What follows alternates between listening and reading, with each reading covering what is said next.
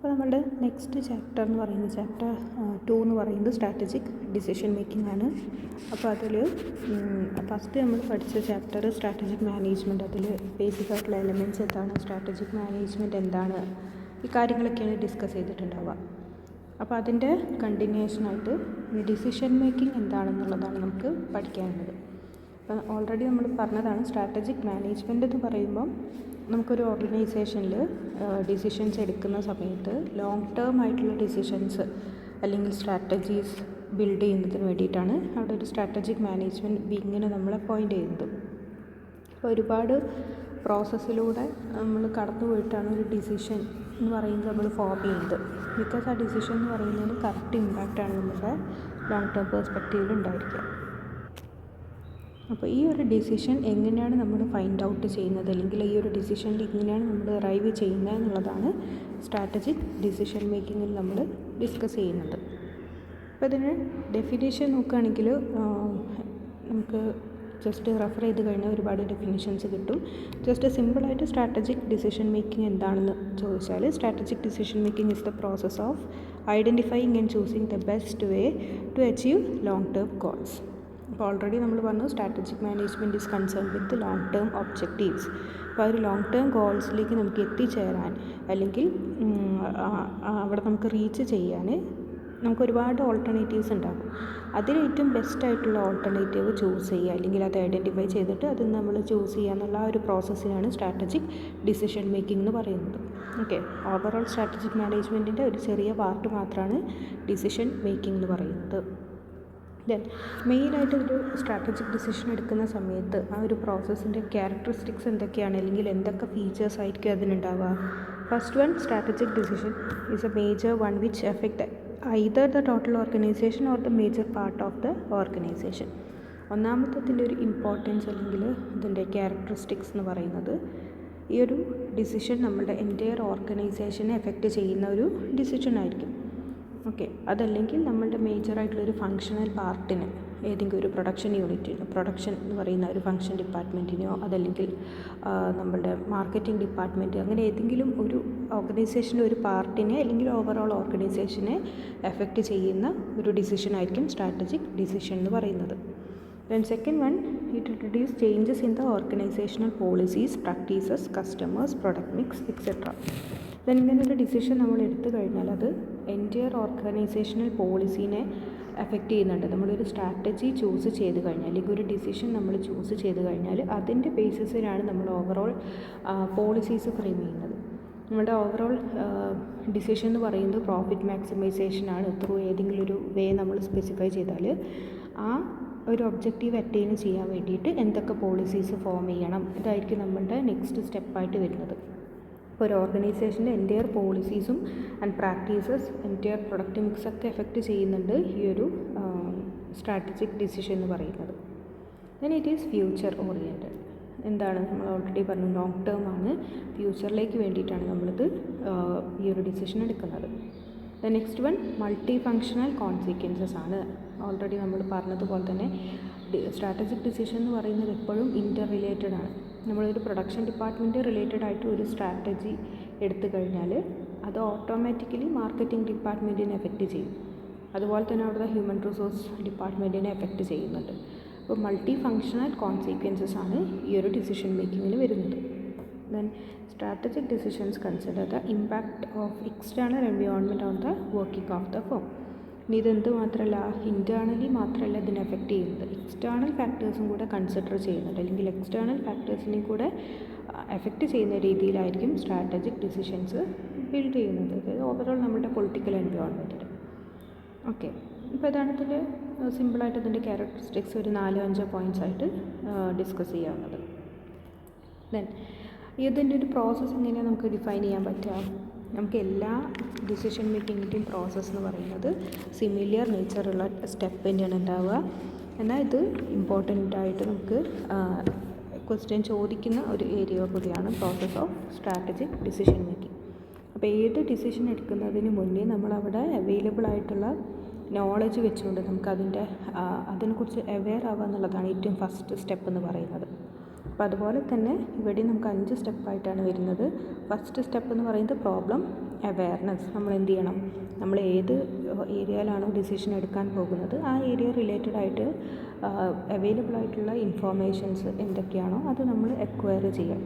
അത് may be നമുക്ക് എംപ്ലോയീസിൻ്റെ അടുത്ത് നിന്നൊക്കെ ഡിസിഷൻ കിട്ടുക, അതല്ലെങ്കിൽ മറ്റ് സെയിൽസ് പേഴ്സൻ്റെ കയ്യിൽ നിന്നോ കസ്റ്റമേഴ്സിൻ്റെ കയ്യിൽ നിന്നോ ആയിരിക്കാം, അതല്ലെങ്കിൽ നമ്മുടെ അവിടെ ഓപ്പറേറ്റ് ചെയ്യുന്ന മറ്റേത് എക്സിക്യൂട്ടീവ്സിൻ്റെ കയ്യിൽ നിന്നും ആയിരിക്കാം. അപ്പോൾ എവിടെ നിന്നൊക്കെ നമുക്ക് ഇൻഫോർമേഷൻ കിട്ടാം അത്രയും ഇൻഫോർമേഷൻ നമ്മൾ കളക്ട് ചെയ്യുക എന്നുള്ളതാണ് ഫസ്റ്റ് സ്റ്റെപ്പ് എന്ന് പറയുന്നത്, problem awareness. Then second step problem diagnosis ആണ്. ഡയഗ്നോസ് ചെയ്യുക. നമുക്ക് ഓൾറെഡി ഇൻഫോർമേഷനൊക്കെ കിട്ടിയിട്ടുണ്ടെങ്കിൽ നമുക്ക് ഓൾറെഡി നമ്മളൊരു പ്രോബ്ലത്തിനെ കുറിച്ചിട്ട് അല്ലെങ്കിൽ ആ ഒരു സിറ്റുവേഷനെ കുറിച്ചിട്ട് അവെയറാണ്. ദെൻ അടുത്തൊരു സ്റ്റെപ്പ് എന്ന് പറയുന്നത് എന്താണ് അവിടെ ആക്ച്വലി എക്സിസ്റ്റ് ചെയ്യുന്ന പ്രോബ്ലം എന്നുള്ളത് ഡിഫൈൻ ചെയ്യുക എന്നുള്ളതാണ്. ഓക്കെ, അപ്പോൾ നമുക്കത് ആ ഒരു കിട്ടിയിരിക്കുന്ന സിറ്റുവേഷൻസിൻ്റെ ബേസിസിൽ നമ്മളതിനെ എന്ത് ചെയ്യാം, അവിടെ എക്സിസ്റ്റിംഗ് ആയിട്ടുള്ള പ്രോബ്ലം എന്താണെന്നുള്ളത് നമുക്ക് ഒന്നെങ്കിൽ ഈ പറഞ്ഞതുപോലെ തന്നെ എംപ്ലോയീസിൻ്റെ ഇടയിൽ തന്നെ നമുക്ക് ഡിസ്കഷൻസിലൂടെയോ അതല്ലെങ്കിൽ പ്രോബ്ലം സോൾവ് ചെയ്യുന്ന തരത്തിൽ അവരുമായിട്ട് കമ്മ്യൂണിക്കേറ്റ് ചെയ്തുകൊണ്ടോ അവർക്ക് ഫേസ് ചെയ്യുന്ന പ്രോബ്ലംസ് നമുക്ക് ഫൈൻഡ് ഔട്ട് ചെയ്യാം. അതല്ലെങ്കിൽ സെയിൽസ് കുറയുന്നതാണെന്നുണ്ടെങ്കിൽ ആ സെയിൽസ് എങ്ങനെയൊക്കെയാണ് കുറയുന്നതെന്നുള്ള പ്രോബ്ലം ഡയഗ്നോസിസ് നമുക്ക് അങ്ങനെ ചെയ്യാം. അല്ലെങ്കിൽ കസ്റ്റമേഴ്സിന് നമുക്ക് ആക്സസ് ചെയ്യാൻ പറ്റാത്തതാണ് നമ്മളുടെ പ്രോബ്ലം എന്നുണ്ടെങ്കിൽ അത് നമുക്ക് ആ രീതിയിൽ ഡയഗ്നോസ് ചെയ്യാം. അപ്പോൾ നമ്മൾ അവെയർ ആയിരിക്കുന്ന കാര്യത്തിൽ ആക്ച്വലി അവിടെ എക്സിസ്റ്റ് ചെയ്യുന്ന പ്രോബ്ലം എന്താണെന്നുള്ളത് ഡയഗ്നോസ് ചെയ്യുക എന്നുള്ളതാണ് second step. Then third one development of solution. ഇനി ഒരു പ്രശ്നം അവിടെ ഉണ്ടെങ്കിൽ നമ്മൾ അടുത്തതായിട്ട് അതെങ്ങനെയൊക്കെ സോൾവ് ചെയ്യാം എന്നുള്ളതാണ് ഫൈൻഡ് ഔട്ട് ചെയ്യേണ്ടത്, അല്ലെങ്കിൽ അതിൻ്റെ ഓൾട്ടർനേറ്റീവ് വേസ് എന്തൊക്കെയാണെന്നുള്ളതാണ് നമ്മൾ ഫ്രെയിം ചെയ്തെടുക്കേണ്ടത്. ഓക്കെ, അപ്പോൾ നമുക്ക് എന്ത് ചെയ്യാം, സിമിലർ നേച്ചറിലുള്ള പ്രോബ്ലം നമ്മൾ എങ്ങനെയൊക്കെയാണ് ഇതിന് മുന്നേ ട്രീറ്റ് ചെയ്തിട്ടുള്ളത്, അതല്ലെങ്കിൽ മറ്റ് ഫേംസ് അല്ലെങ്കിൽ ഓർഗനൈസേഷൻസ് ഇത്തരം പ്രോബ്ലം എങ്ങനെയൊക്കെയാണ് ഹാൻഡിൽ ചെയ്യുന്നത് എന്നുള്ളത് നോക്കാം. അതല്ലെങ്കിൽ ഇന്നോവേറ്റീവ് ആയിട്ടുള്ള പുതിയ പുതിയ ടെക്നിക്സ് നമുക്ക് ഫ്രെയിം ചെയ്യാം. അത് നമ്മളുടെ ക്രിയേറ്റിവിറ്റി യൂസ് ചെയ്തിട്ട് നമുക്ക് ഫ്രെയിം ചെയ്യാനും പറ്റും. ഇതിലേതെങ്കിലും രീതിയിൽ നമുക്ക് എന്തൊക്കെ സൊല്യൂഷൻസ് ആണ് പോസിബിൾ ആയിട്ടുള്ളത് എന്നുള്ള വേസ്, ഓൾട്ടർനേറ്റീവ് വേസ് നമ്മൾ ഡെവലപ്പ് ചെയ്യാം. ദെൻ നെക്സ്റ്റ് സെലക്ഷൻ ഓഫ് ഈ സൊല്യൂഷൻ. ഇനി ഒരുപാട് വേസ് നമുക്ക് 4-5 വഴികൾ മുന്നിലുണ്ടെങ്കിൽ അതിലേറ്റവും ബെസ്റ്റായിട്ടുള്ളൊരു സോഴ്സ് അല്ലെങ്കിൽ ബെസ്റ്റായിട്ടുള്ളൊരു ഓൾട്ടർനേറ്റീവ് നമ്മൾ സെലക്ട് ചെയ്യുക. അതാണ് സെലക്ഷൻ ഓഫ് എ സൊല്യൂഷൻ എന്ന് പറയുന്നത്. ഓക്കെ, അപ്പോൾ നമ്മൾ ഡെവലപ്പ് ചെയ്തതിൽ നിന്ന് നമുക്ക് എന്ത് ചെയ്യാം, ഓരോ വേസിൻ്റെയും ഓരോ ഓൾട്ടർനേറ്റീവ്സിൻ്റെയും SWOT അനാലിസിസ് നമ്മൾ നടത്തുക. ഓക്കെ, ഓരോ വേസിനും നമുക്ക് എന്തൊക്കെ പോസിറ്റീവ്സ് ഉണ്ട്, എന്തൊക്കെ നെഗറ്റീവ്സ് ഉണ്ട്, അതെങ്ങനെയൊക്കെ നമ്മളുടെ ഓർഗനൈസേഷനെ എഫക്റ്റ് ചെയ്യുന്നുണ്ട്, ഇക്കാര്യങ്ങൾ ഓരോ വേസിനെയും കുറിച്ച് നോക്കി ഏറ്റവും നല്ല രീതിയിൽ നമുക്ക് നോക്കുന്നത് സെലക്ട് ചെയ്യാം. Then last one implementation of the ഡിസിഷനാണ്. ഇനി നമ്മളൊരു ഡിസിഷൻ സെലക്ട് ചെയ്ത് കഴിഞ്ഞാൽ നെക്സ്റ്റ് സ്റ്റെപ്പ് എന്ന് പറയുന്നത് എന്താണ്, അതിനെ ഇംപ്ലിമെൻറ്റ് ചെയ്യുക എന്നുള്ളതാണ്. നമ്മൾ സെലക്ട് ചെയ്ത് വെച്ചാൽ മാത്രം പോരാ, അതിനെ ഇംപ്ലിമെൻറ്റ് ചെയ്യണം. അപ്പോൾ ഇംപ്ലിമെൻറ്റേഷൻ എന്ന് പറയുന്നത് ഫൈനലി നമ്മൾ എടുത്തിരിക്കുന്ന ആ ഒരു ഡിസിഷൻ നമ്മൾ ഓർഗനൈസേഷനിൽ എഫക്റ്റീവ്ലി കൊണ്ടുവരിക എന്നുള്ളതാണ്. അതിനെ ആക്ഷനിലേക്ക് കൺവേർട്ട് ചെയ്യുക എന്നുള്ളതാണ്.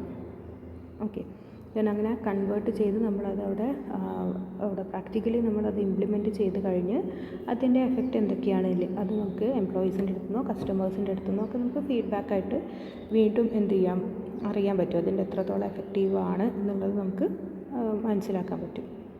ഓക്കെ, അപ്പോൾ ഈ ഒരു 5 സ്റ്റെപ്പിലൂടെയാണ് നമ്മൾ സ്ട്രാറ്റജിക് ഡിസിഷൻ മേക്കിംഗ് പോസിബിൾ ആക്കുന്നത്. അപ്പോൾ ലാസ്റ്റ് നമ്മൾ ഫീഡ്ബാക്ക് സെലക്ട് ചെയ്യുന്നതിലൂടെ മാത്രമേ ഇത് കംപ്ലീറ്റ് ആവുന്നുള്ളൂ. കാരണം ഒരു ലോങ് ടേം ആയിട്ടുള്ള പ്രോസസ്സ് ആയതുകൊണ്ട് തന്നെ ജസ്റ്റ് നമ്മൾ ഇംപ്ലിമെൻറ്റ് ചെയ്തു എന്നുള്ളത് കൊണ്ട് അവിടെ ആ ഒരു പ്രോസസ്സ് സ്റ്റോപ്പ് ചെയ്യുന്നില്ല. നമ്മളതിൻ്റെ ഫർദർ ഫീഡ്ബാക്ക് എന്തൊക്കെയാണെന്നുള്ളതും കൂടെ നമ്മൾ കറക്റ്റ് ടൈമിൽ അസസ് ചെയ്തുകൊണ്ടിരിക്കണം. ഓക്കെ, ദെൻ അടുത്തൊരു ഏരിയ ഇതിൽ പഠിക്കാനുള്ളത് approaches to strategic decision making ആണ്. അപ്രോച്ചസ് നമുക്ക് ഏതൊക്കെ രീതിയിൽ സ്ട്രാറ്റജിക് ഡിസിഷൻ മേക്കിംഗ് പോസിബിളാണ്, എങ്ങനെയൊക്കെ നമുക്ക് ഡിസിഷൻസ് എടുക്കാം. അത് മെയിനായിട്ട് 4 തരത്തിലാണ് നമുക്ക് ഡിസ്കസ് ചെയ്യാനുള്ളത്. ഒന്നാമത്തത് ഇൻറ്റ്യൂട്ടീവ് ഓർ ഇമോഷണൽ അപ്രോച്ചാണ്. ഏതൊക്കെ രീതിയിൽ മാനേജേഴ്സ് ഡിസിഷൻസ് എടുക്കാൻ ചാൻസ് ഉണ്ട്. മാനേജേഴ്സ് മീൻസ് ഡിസിഷൻ ടേക്കൺ ആരാണോ അവരെങ്ങനെയൊക്കെയാണ് ഡിസിഷൻ എടുക്കാൻ ചാൻസ് ഉള്ളത്. ഇൻറ്റ്യൂട്ടീവ് ഓർ ഇമോഷണൽ അപ്രോച്ച് എന്ന് പറഞ്ഞാൽ അവിടെ ഇമ്പോർട്ടൻസ് കൊടുക്കുന്നത് നമ്മുടെ ഇമോഷൻസിനാണ്, അല്ലെങ്കിൽ നമ്മുടെ ഗട്ട് ഫീലിങ്ങിനാണ്. ഓക്കെ, നമുക്ക് എന്താണ് ശരിയെന്ന് തോന്നുന്നത് അതിനെ ബേസ് ചെയ്ത് നമ്മുടെ ഇന്നർ ഫീലിങ്സിൻ്റെ ബേസിൽ നമ്മളൊരു ഡിസിഷൻ എടുക്കുന്നതിനെയാണ് ഇമോഷണൽ അപ്രോച്ച് എന്ന് പറയുന്നത്. അവിടെ നമ്മൾ ഇമ്പോർട്ടൻസ് കൊടുക്കുന്നത് നമ്മുടെ ഇൻറ്റ്യൂഷൻസിനാണ്. നമ്മളുടെ ഊഹങ്ങൾ ശരിയാണ്, അല്ലെങ്കിൽ നമ്മൾ വിചാരിക്കുന്നതായിരിക്കും ശരി, ഇത് ചെയ്താലായിരിക്കും നന്നാവുക, അല്ലെങ്കിൽ മുന്നേ ചെയ്തിരിക്കുന്ന പാസ്റ്റ് എക്സ്പീരിയൻസിൻ്റെ ബേസിൽ ഇതൊക്കെയായിരിക്കും നമുക്ക് ഈ ഒരു പ്രോബ്ലം ഹാൻഡിൽ ചെയ്യാൻ ഏറ്റവും ഈസി ആയിട്ടുള്ളത് നമുക്ക് തോന്നുകയാണ്. ആൻഡ് നമ്മളുടെ ഇന്നർ ഫീലിങ്സിൻ്റെ ബേസിൽ നമ്മളൊരു ഡിസിഷൻ എടുക്കുകയാണെങ്കിൽ അതിനെയാണ് നമ്മൾ ഇൻറ്റ്യൂട്ടീവ് ഓർ ഇമോഷണൽ അപ്രോച്ച് എന്ന് പറയുന്നത്. So here the importance is given to the gut feeling of the decision making or inner feelings of the decision maker. Okay, അപ്പോൾ നമുക്ക് എന്താ വളരെ ഈസി ആയിട്ടുള്ളൊരു മെത്തേഡാണ്, ഫ്രീ ആയിട്ടുള്ളൊരു മെത്തേഡാണ്. ബട്ട് അവിടെ എറേഴ്സ് ഉണ്ടാവാനുള്ള ചാൻസും കൂടുതൽ തന്നെയാണ്. നമ്മളുടെ പാസ്റ്റ് ആയിട്ടുള്ള എക്സ്പീരിയൻസിൻ്റെയോ അല്ലെങ്കിൽ നമ്മളുടെ ഒരു പ്രിഫേർഡ് ആയിട്ടുള്ള ഹാബിറ്റിൻ്റെ ബേസിസിലോ അല്ലെങ്കിൽ നമ്മൾ നോക്കും, റിലേറ്റീവ്ലി തിങ്ക് ചെയ്യും. രണ്ട് ഓൾട്ടർനേറ്റീവ്സ് ഉണ്ടെങ്കിൽ അതിലേതാ ഒന്നെടുത്താലുള്ളതും മറ്റേതെടുത്താലുള്ളതും തമ്മിലുള്ള ഡിഫറൻസ് നോക്കി നമ്മൾ റിലേറ്റീവ്ലി ഇതിലേതെടുക്കണം എന്നുള്ളത് നമുക്ക് ചൂസ് ചെയ്യാം. ഇതൊക്കെയാണ് നമ്മളുടെ ഇൻറ്റ്യൂട്ടീവ് ഓർ ഇമോഷണൽ അപ്രോച്ചിൽ ഡിസ്കസ് ചെയ്യുന്നത്. ഓക്കെ, അപ്പം നമ്മുടെ മൈൻഡ് സെറ്റിനെ മാത്രം ബേസ് ചെയ്തിട്ടാണ് പോകുന്നത്. നമ്മളുടെ ഒരു കോഗ്നിറ്റീവ് പ്രോസസ്സ് ഉണ്ട്. നമ്മൾ വളർന്നു വന്നിരിക്കുന്ന സിറ്റുവേഷൻ അതിനെ എഫക്റ്റ് ചെയ്യുന്നുണ്ടാകും, അല്ലെങ്കിൽ നമ്മൾ പഠിച്ചിരിക്കുന്ന കാര്യങ്ങൾ അതിനെ എഫക്റ്റ് ചെയ്യുന്നുണ്ടാകും. നമ്മളുടെ അൺകോൺഷ്യസ് ആയിട്ടുള്ള മൈൻഡ് പറയുന്ന പല കാര്യങ്ങളുമായിരിക്കും ഇവിടെ നമ്മൾ ആക്ഷനിലൂടെ പുറത്തു കൊണ്ടുവരുന്നത്. അപ്പോൾ അതിൻ്റെ ഒരു ചില കേസസിൽ എന്തായിരിക്കും അത് നെഗറ്റീവ്ലി എഫക്റ്റ് ചെയ്യും. ചില കേസിൽ എന്തായിരിക്കും നമ്മൾ തെറ്റാണെന്നറിയുന്ന കാര്യങ്ങൾ നമ്മൾ ഇംപ്ലിമെൻറ്റ് ചെയ്ത് പോകും. അല്ലെങ്കിൽ നമുക്കറിയാത്ത ഒരു ഏരിയ ആണെങ്കിലും നമുക്ക് ശരിയാണെന്നുള്ള കാര്യങ്ങൾ തോന്നിയതുകൊണ്ട് മാത്രം നമ്മളത് ചിലപ്പം എടുത്ത് പോകാം. അതല്ലാന്നുണ്ടെങ്കിൽ ചിലപ്പോൾ സ്കാൻഡൽസ് ആയിട്ടുള്ള ഇഷ്യൂസ് നമ്മൾക്ക് എങ്ങനെയെങ്കിലും ആ ഒരു ഡിസിഷൻ എടുക്കുക, അല്ലെങ്കിൽ നമുക്ക് എങ്ങനെയെങ്കിലും നമ്മൾ വിചാരിച്ചിരിക്കുന്ന കാര്യം ചെയ്യുക. ബട്ട് ഇവൻച്വലി അതിന് എന്തോ ഒരു സ്കാൻഡലുണ്ട് അല്ലെങ്കിൽ എന്തെങ്കിലും ഒരു ഇഷ്യൂ ഉണ്ടെന്ന് നമുക്ക് അറിഞ്ഞിട്ട് നമ്മൾ ആ ഡിസിഷൻ നമ്മളുടെ ഒരു പൊസിഷൻ കീപ്പ് ചെയ്യുന്നതിന് വേണ്ടി ഡിസിഷൻസ് എടുത്തു പോകാം. ഇതൊക്കെ അതിൻ്റെ ഡ്രോബാക്കായിട്ട് അല്ലെങ്കിൽ അഡ്വേഴ്സ്ലി എഫക്റ്റ് ചെയ്യുന്ന കാര്യങ്ങളും കൂടെയാണ്. ഓക്കെ, അപ്പോൾ അത് ഇമ്മീഡിയറ്റ്ലി അല്ലെങ്കിൽ ഈസി ആയിട്ടുള്ളൊരു മെത്തേഡാണെങ്കിലും അതിന് ഇങ്ങനെ ഒരു നെഗറ്റീവ് സൈഡും കൂടെ വരുന്നുണ്ട്. Okay, then next one rational or analytical approach എന്നുള്ളതാണ്. റാഷണൽ, അനലിറ്റിക്കൽ നെയിമിൽ തന്നെ ഉണ്ട്. റാഷണലിയാണ് നമ്മൾ ഡിസിഷൻസ് എടുക്കുന്നത്. അനലിറ്റിക്കലി നമ്മൾ എന്ത് ചെയ്യുന്നുണ്ട്, കുറച്ചും കൂടെ സയൻറ്റിഫിക്കായിട്ടാണ് അവിടെ ഡിസിഷൻ മേക്കിങ് പോസിബിൾ ആകുന്നത്. അപ്പോൾ നമ്മൾ എന്ത് ചെയ്യുന്നുണ്ട്, നമുക്ക് അവൈലബിൾ ആയിട്ടുള്ള ഒരു പ്രോബ്ലം നമ്മൾ ഐഡൻറ്റിഫൈ ചെയ്തു, അതിന് ഒരുപാട് ഓൾട്ടർനേറ്റീവ്, അത് സൊല്യൂഷന് വേണ്ടിയിട്ട് ഒരുപാട് ഓൾട്ടർനേറ്റീവ്സ് ഉണ്ടെങ്കിൽ നമ്മൾ ഈ പറഞ്ഞതുപോലെ തന്നെ ഓരോ ഓൾട്ടർനേറ്റീവ്സിനെ കുറിച്ചിട്ട് നമുക്ക് ഫുള്ളായിട്ട് അവെയർ ചെയ്ത് ആ അവെയർ ചെയ്തതിൻ്റെ ബേസിസിൽ നമുക്ക് എന്ത് ചെയ്യാം, ഒരു ഡിസിഷൻ എടുക്കാം, ഒരു ചോയ്സ് സെലക്ട് ചെയ്യുന്നതിനെയാണ് റാഷണൽ ഓർ അനലിറ്റിക്കൽ അപ്രോച്ച് എന്ന് പറയുന്നത്. അപ്പോൾ നമ്മൾ ഓരോ ഓൾട്ടർനേറ്റീവിനെയും നമ്മൾ വാല്യൂ ചെയ്യും, ആൻഡ് അതിനെ ഓർഡർ ചെയ്യും, ആൻഡ് ഏറ്റവും ബെസ്റ്റായിട്ടുള്ളതിനെ ചൂസ് ചെയ്യുന്നു. ഓക്കെ, അപ്പോൾ നമ്മളവിടെ എന്താണ് നമ്മളുടെ ബേസിക് ആയിട്ടുള്ള നീഡ് എന്താണ്, ആൻഡ് അതിന് ഓരോന്നിനും നമ്മൾ റാങ്ക് ചെയ്ത് ആൻഡ് ഓരോന്നിനെയും കുറിച്ചിട്ടുള്ള ഇൻഫോർമേഷൻ കളക്ട് ചെയ്ത് എന്ത് ചെയ്യുന്നുണ്ട്, നമ്മളതിനെ അനലൈസ് ചെയ്ത് ഇവാലുവേറ്റ് ചെയ്തിട്ടാണ് ഒരു കോഴ്സ് ഓഫ് ആക്ഷൻ അവിടെ ചൂസ് ചെയ്യുന്നത്. ഓക്കെ, അപ്പോൾ നമ്മൾ റാഷണാലിറ്റിയാണ് ചൂസ് ചെയ്യുന്നത്. ദെൻ നെക്സ്റ്റ് വൺ സാറ്റിസ്ഫൈസിങ് അപ്രോച്ചാണ്. ആ പേരിൽ പറയുന്നത് പോലെ തന്നെ നമുക്ക് ഒരുപാട് ഓൾട്ടർനേറ്റീവ്സ് ഉണ്ടെങ്കിലും ഏതെങ്കിലും ഒന്നേ നമുക്ക് ഒരു സമയത്ത് ചൂസ് ചെയ്യാൻ കഴിയുള്ളൂ. അപ്പോൾ അത് നമുക്ക് ഏറ്റവും കൂടുതൽ സാറ്റിസ്ഫൈസിങ് ആയിട്ട് വരുന്ന രീതിയിൽ ഏതാണോ അത് നമ്മൾ ചൂസ് ചെയ്യുന്നതാണ് സാറ്റിസ്ഫൈസിങ് അപ്രോച്ച് എന്ന് പറയുന്നത്. റാഷണാലിറ്റിയും കൂടെ കണക്റ്റഡ് ആയിട്ട് തന്നെയാണ് നമ്മൾ എപ്പോഴും ഇതിനെ ഡിഫൈൻ ചെയ്യുന്നത്. നമുക്ക് അവൈലബിൾ ആയിട്ടുള്ള നോളജ് എല്ലാം ഉണ്ട്, പക്ഷേ നമുക്കൊരു സമയത്ത് ഒരു ഓപ്ഷനെ നമുക്ക് ചൂസ് ചെയ്യാൻ പറ്റുള്ളൂ. അപ്പോൾ നമ്മൾ എന്ത് ചെയ്യും, നമ്മളുടെ റാഷണാലിറ്റി വെച്ചുകൊണ്ട് നമുക്ക് വേണ്ട ബേസിക്കായിട്ടുള്ള മിനിമം ക്വാളിറ്റി ക്വാളിഫൈ ചെയ്യുന്ന ഒരു ഡിസിഷൻ ഉണ്ടെങ്കിൽ അതിനെ നമ്മൾ ചൂസ് ചെയ്യും. അതല്ലാതെ അവിടെ മാക്സിമൈസിങ് പ്രോഫിറ്റ് അല്ലെങ്കിൽ മാക്സിമൈസിങ് ദ ബെനിഫിറ്റ് അല്ല നമ്മൾ ചൂസ് ചെയ്യുന്നത്. വേണ്ട ഒരു minimum quality, minimum standard keep ചെയ്യുന്ന ഒരു ഡിസിഷൻ ഉണ്ടെങ്കിൽ നമ്മളത് എന്ത് ചെയ്യും, ചൂസ് ചെയ്യുന്നു. അല്ലാതെ നമ്മൾ എല്ലാത്തിൻ്റെയും ബെനിഫിറ്റ് നമ്മൾ അതായത് അനലൈസ് ചെയ്യുന്നതല്ല. മിനിമം ക്വാളിറ്റി സാറ്റിസ്ഫൈ ചെയ്യുന്ന ഒരു ഡിസിഷൻ ആണെന്നുണ്ടെങ്കിൽ അതിനെ നമ്മൾ സ്റ്റിക്ക് ഓൺ ചെയ്യുന്നതാണ് സാറ്റിസ്ഫൈസിങ് അപ്രോച്ച് എന്ന് പറയുന്നത്. ഓക്കെ, അപ്പോൾ ഇവിടെ ഒപ്റ്റിമൈസിങ് അല്ലെങ്കിൽ മാക്സിമൈസേഷൻ എന്ന് പറയുന്നത് പോസിബിൾ അല്ല. ദെൻ പൊളിറ്റിക്കൽ ഓർ ബിഹേവിയറൽ അപ്രോച്ചാണ്. അവിടെ നമ്മൾ ഡിസിഷൻ എടുക്കുന്നത് എങ്ങനെയാണ്? നമ്മുടെ എൻറ്റയർ പൊളിറ്റിക്കൽ അല്ലെങ്കിൽ ബിഹേവിയറൽ ഓർ ഓർഗനൈസേഷൻ എഫക്റ്റ് ചെയ്യുന്ന എല്ലാ സ്റ്റേക്ക് ഹോൾഡേഴ്സിൻ്റെയും ഒരു എന്താണ് പറയുക, അവരുടെ എഫക്റ്റ് ചെയ്യുന്ന രീതിയിൽ അല്ലെങ്കിൽ അവർക്കും കൂടെ ബെനിഫിറ്റ് ആകുന്ന രീതിയിൽ, എല്ലാവർക്കും ഒരുപോലെ ബെനിഫിറ്റ് ആവുന്ന രീതിയിലാണെങ്കിൽ നമ്മൾ പൊളിറ്റിക്കൽ ഓർ ബിഹേവിയറൽ അപ്രോച്ചിൽ ഡിസിഷൻ എടുക്കുന്നത്. ഓക്കെ, കാരണം എന്താണ്, നമ്മുടെ സ്റ്റേക്ക് ഹോൾഡേഴ്സ് എപ്പോഴും മ്യൂച്വലി കണക്റ്റഡ് ആണ്. എല്ലാവരുടെയും ബെനിഫിറ്റിന് വേണ്ടിയിട്ടായിരിക്കും നമ്മളൊരു ഡിസിഷൻ എടുക്കേണ്ടി വരിക. അപ്പോൾ എൻറ്റയർ എൻവയോൺമെൻറ്റിനും കൂടെ കൺസിഡർ ചെയ്ത് ഡിസിഷൻ എടുക്കുന്നതാണ് പൊളിറ്റിക്കൽ ബിഹേവിയറൽ അപ്രോച്ച് എന്ന് പറയുന്നത്. ദെൻ നെക്സ്റ്റ് ഒരു ഏരിയ എന്ന് പറയുന്നത് issues in strategic decision making ആണ്. ചിലപ്പോൾ നമുക്ക് എന്തുണ്ടാകും, ഏത് ഡിസിഷൻ എടുക്കുന്ന സമയത്തും ചില ഇഷ്യൂസ് റിലേറ്റഡ് ആയിട്ട് വരും. അപ്പോൾ ഇത് റിലേറ്റഡ് ആയിട്ട് വരാവുന്ന ഇഷ്യൂസ് എന്തൊക്കെയാണ്? First one criteria four decision making ആണ്. സ്ട്രാറ്റജിക് ഡിസിഷൻ എടുക്കുന്നത് നമ്മളൊരു ഒബ്ജക്റ്റീവിനെ അറ്റൈൻ ചെയ്യാൻ വേണ്ടിയിട്ടാണ്. അപ്പോൾ നമ്മളുടെ ഒബ്ജക്റ്റീവ് എന്താണെന്ന് സെറ്റ് ചെയ്യുക എന്നുള്ളതാണ് നമ്മളുടെ ക്രൈറ്റീരിയ എന്ന് പറയുന്നത്. ഏത് ഒബ്ജക്റ്റീവാണ് നമ്മൾ അറ്റൈൻ ചെയ്യാൻ പോകുന്നത്.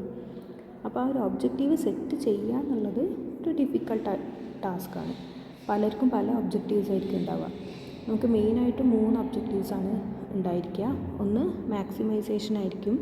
ദെൻ രണ്ടാമതൊന്ന് വരാറുള്ളത് സാറ്റിസ്ഫൈസിങ് ആയിട്ടുള്ള ആയിരിക്കാം, അല്ലെങ്കിൽ ഇൻക്രിമെൻ്റലിസം. ഇങ്ങനെ 3 ഒബ്ജക്റ്റീവ്സാണ് നമുക്ക് മെയിനായിട്ട് ഓർഗനൈസേഷനിൽ ഉണ്ടായിരിക്കുക. മാക്സിമൈസേഷൻ എന്ന് പറയുന്ന ആ ഒരു ഡിസിഷൻ മേക്കേഴ്സാണെങ്കിൽ, മാക്സിമൈസേഷൻ കോൺസെപ്റ്റ് ഫോളോ ചെയ്യുന്ന ഡിസിഷൻ മേക്കേഴ്സ് ആണെങ്കിൽ അവർക്ക് അവിടെ എപ്പോഴും പ്രോഫിറ്റ് മാക്സിമൈസ് ചെയ്യുക എന്നുള്ളതാണ് ഒബ്ജക്റ്റീവ് എന്ന് പറയുന്നത്. സാറ്റിസ്ഫൈസിങ് കോൺസെപ്റ്റ് ഫോളോ ചെയ്യുന്ന ഒരാളാണെങ്കിൽ അവിടെ അയാൾക്ക് ഒരു ഒപ്റ്റിമൈസിങ് ആയിട്ടുള്ള, അല്ലെങ്കിൽ നമ്മൾക്ക് ഡിഫറെൻറ്റ് കൺസ്ട്രെയിൻസ് ഉണ്ടെങ്കിൽ അതിലേതെങ്കിലും കൺസ്ട്രെയിൻസ് സാറ്റിസ്ഫൈ ചെയ്യുന്ന ഒരു ഒബ്ജക്റ്റീവ് അതിനെ എടുക്കുക എന്നുള്ളതായിരിക്കും അവരുടെ പർപ്പസ് എന്ന് പറയുന്നത്. ഓക്കെ, അവിടെ ഒപ്റ്റിമൈസേഷൻ അല്ല, എന്താണ് നമ്മൾ ചെയ്യുന്നത്, ഒരു സാറ്റിസ്ഫൈസിങ് ആയിട്ടുള്ള ഒരു കോൺസെപ്റ്റ്. ദെൻ തേർഡ് വൺ ഇൻക്രിമെൻ്റലിസം എന്ന് പറയുന്ന ഒരു ഒബ്ജക്റ്റീവ്, അത് ഫോളോ ചെയ്യുന്ന ആൾക്കാരാണ്. ഇൻക്രിമെൻ്റലിസം എന്ന് പറയുമ്പോൾ നമ്മൾ ഒറ്റയടിക്ക് ഒരു ലോങ് ടേം ഒബ്ജക്റ്റീവ് അല്ല നമ്മളവിടെ ഫോളോ ചെയ്യുന്നത്. മെയിനായിട്ടുള്ള ലോങ് ടേം ഒബ്ജക്റ്റീവ് നമുക്ക് അറ്റൈൻ ചെയ്യണമെങ്കിൽ നമ്മൾ സ്റ്റെപ്പായിട്ട് ഡിസിഷൻസ് എടുക്കുന്നതിനെയാണ് ഇൻക്രിമെൻ്റലിസം എന്ന് പറയുന്നത്. അപ്പോൾ ഒരു ഡിസിഷൻ മേക്കിംഗ് എന്ന് പറയുന്നത് ഇതിലേതെങ്കിലും ഒരു കോൺസെപ്റ്റ് ഫോളോ ചെയ്യുന്ന ആളായിരിക്കും. അത് ഏത് ക്രൈറ്റീരിയ ആണ് ഫോളോ ചെയ്യുന്നത്, അല്ലെങ്കിൽ ഏത് ക്രൈറ്റീരിയ ആണ് സെറ്റ് ചെയ്യുന്നത് എന്നുള്ളത് അവിടെ ഒരു ഡിഫിക്കൽട്ടായിട്ടുള്ളൊരു ടാസ്ക്കാണ്. അപ്പോൾ അതൊരു ഇഷ്യൂ ആണ് concerning to strategic decision making. The next one rationality in decision making ആണ്. റാഷണാലിറ്റി എന്ന് പറയുമ്പോൾ എന്താണ്, നമ്മളുടെ അവെയർനെസ് നമ്മളെങ്ങനെ എക്സസൈസ് ചെയ്യുന്നു എന്നുള്ളതാണ്. വേരിയസ് ഓൾട്ടർനേറ്റീവ് കോഴ്സസ് ഉണ്ടെങ്കിൽ അതൊന്ന് നമ്മളൊരു ചോയ്സ് എങ്ങനെ സെലക്ട് ചെയ്യുന്നു എന്നുള്ളതാണ് റാഷണാലിറ്റി എന്ന് പറയുന്നത്. അത് പലർക്കും പല തരത്തിലായിരിക്കും. ഈ പറഞ്ഞതുപോലെ തന്നെ പ്രോഫിറ്റ് മാക്സിമൈസിങ് ആയിട്ടുള്ള ഒരാളാണെങ്കിൽ അയാളുടെ റാഷണാലിറ്റി അയാൾ ഏറ്റവും മാക്സിമം പ്രോഫിറ്റ് കിട്ടുന്ന ഒരു കോഴ്സ് സെലക്ട് ചെയ്യുക എന്നുള്ളതായിരിക്കും. സാറ്റിസ്ഫൈസിങ് ആയിട്ടുള്ള ഒരാളാണെങ്കിൽ അയാളുടെ റാഷണാലിറ്റി എന്ന് പറയുന്നത് എന്താണ്, ഈ കൺസ്ട്രെയിൻസ് തിരഞ്ഞ് നോക്കുക എന്നുള്ളതാണ്. എന്തൊക്കെയാണ് കൺസ്ട്രെയിൻസ്, എന്തൊക്കെയാണ് ഓരോന്നിൻ്റെയും ബെനിഫിറ്റ് എന്നുള്ളത്. ദെൻ ഇൻക്രിമെൻ്റലിസ്റ്റ് ആണെന്നുണ്ടെങ്കിൽ അയാളെന്താ ആ ഒരു ഡിസിഷൻ മേക്കിംഗ് ഒരു ഇമ്പോർട്ടൻസ് കൊടുക്കുന്നത് എപ്പോഴും എല്ലാ ഡിഫറെൻറ്റ് ഗ്രൂപ്പ്സിൻ്റെയും ഇടയ്ക്ക് എന്തൊക്കെ ഒപ്പീനിയൻസ് ഉണ്ട് അതിനൊക്കെ എങ്ങനെയൊക്കെ നമുക്ക് ഹാൻഡിൽ ചെയ്യാമെന്നുള്ളതായിരിക്കും ഇൻക്രിമെൻ്റലിസം എന്ന് പറയുന്ന ഒരു കോൺസെപ്റ്റ് ഫോളോ ചെയ്യുന്ന ഡിസിഷൻ മേക്കർ കൺസേൺ ചെയ്യുന്നത്. അപ്പോൾ റാഷണാലിറ്റി പലർക്കും പല തരത്തിലായിരിക്കും ഉണ്ടാവുക, അതും ഒരു ഫാക്ടറാണ് ഈ ഒരു ഡിസിഷൻ മേക്കിംഗ് കൺസിഡർ ചെയ്യുമ്പോൾ. ദ നെക്സ്റ്റ് വൺ ക്രിയേറ്റിവിറ്റിയാണ്. എന്താണ്, നമുക്ക് 2 തരത്തിൽ ഡിസിഷൻ മേക്ക് ചെയ്യാം. ഒന്ന് ബ്രെയിൻ സ്റ്റോമിങ് വഴി നമുക്ക് ക്രിയേറ്റീവായിട്ടുള്ള പുതിയ ഡിസിഷൻസ് കൊണ്ടുവരാം.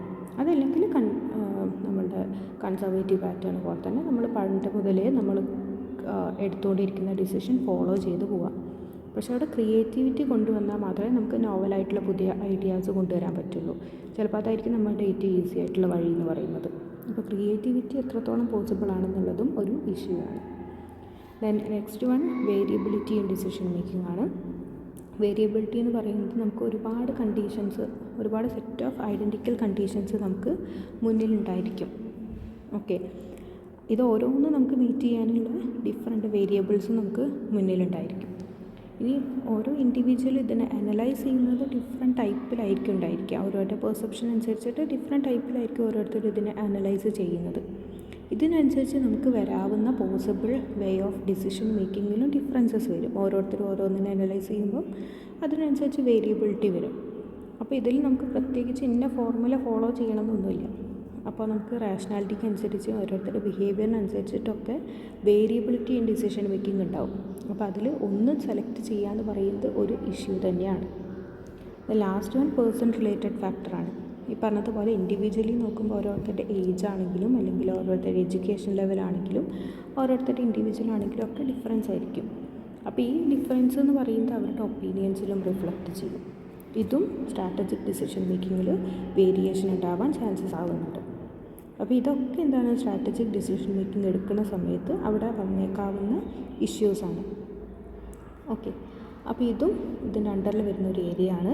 സോ സ്ട്രാറ്റജിക് ഡിസിഷൻ മേക്കിംഗ് എന്താണെന്നുള്ളതും ആൻഡ് അതിൻ്റെ ക്യാരക്ടറിസ്റ്റിക്സും process and issues and approaches ഈ കാര്യങ്ങൾ തിയറി നന്നായിട്ട് തന്നെ പഠിക്കുക. പോയിൻറ്റ്സ് നമുക്ക് നന്നായിട്ട് പഠിച്ചു വെച്ചാൽ തിയറി ഓട്ടോമാറ്റിക്കലി നമുക്ക് എഴുതാവുന്ന തരത്തിലുള്ള ചെറിയ ഏരിയാസാണ്.